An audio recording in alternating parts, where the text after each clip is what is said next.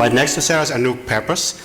And Anouk Pappers is a brand anthropologist, inspirational speaker. She's an author, and she started her own company called CoolBrands, and she focuses on helping women to better present themselves online in order to have a better chance of finding a board opportunity.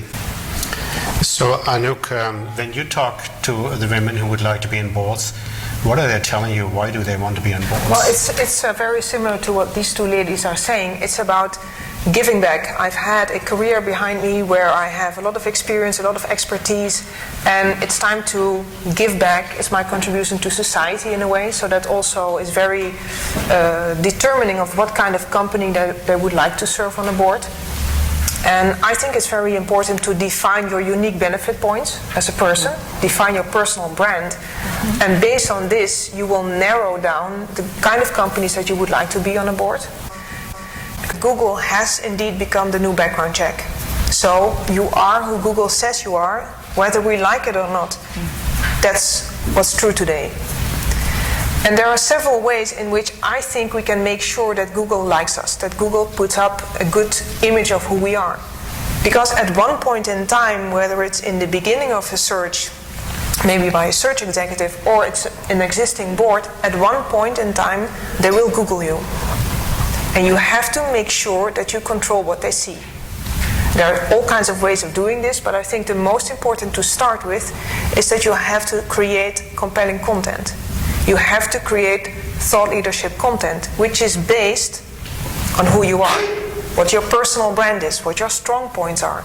Not just your expertise, because you're more than just your job title. You have a passion, you have a vision, you have a certain expertise, you have a contribution to society. So people do not just Google us, they also YouTube us. LinkedIn, as you were talking about, LinkedIn is a very, very strong tool. But it's only one of the 10 hits when I Google you. You can publish articles on LinkedIn which will last. And the social media I was talking about earlier, Instagram, Facebook, Twitter, that's all instant content. Which means I tweet something now, but tomorrow it's gone. If I put a video on YouTube or if I publish something on LinkedIn, it will last. And so, if it's relevant content, it will add to my online presence and hence my online reputation. So you're saying resume alone doesn't do it anymore? No, it doesn't. No. Huh. At least I don't believe in it. I don't know what you think. I don't even look at a resume anymore. I look at LinkedIn. That's the first thing I do. Yeah, but it's not just your LinkedIn. It's also the way, Yes. because the good thing about LinkedIn is it's a direct link to your existing network. So if you have 2,000 connections on LinkedIn and you publish relevant content on a regular base, you stay relevant, you stay top of mind within this network. And on top of this, if you manage to create interesting content, relevant content, your network might share it. So you're not just reaching your network, you're also reaching the network of your network. And use Google to be your wingman or your wingwoman. Yeah. That's my second one-liner. Use Google as your wingman. I think if you're looking for a board seat and you have an executive search firm on one hand, you have the company that you would like to be on the board, and you have yourself. There is this triangle, and I think they're all looking at each other.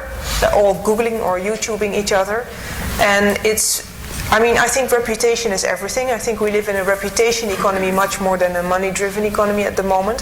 So it's much more important who you are and what you stand for as a person and as a company than what you do or what your business is all about. So I think it's really about the people, and people do business with people and not with companies. So of course your company has to be there, but it's the people who make the company. I couldn't agree more with you.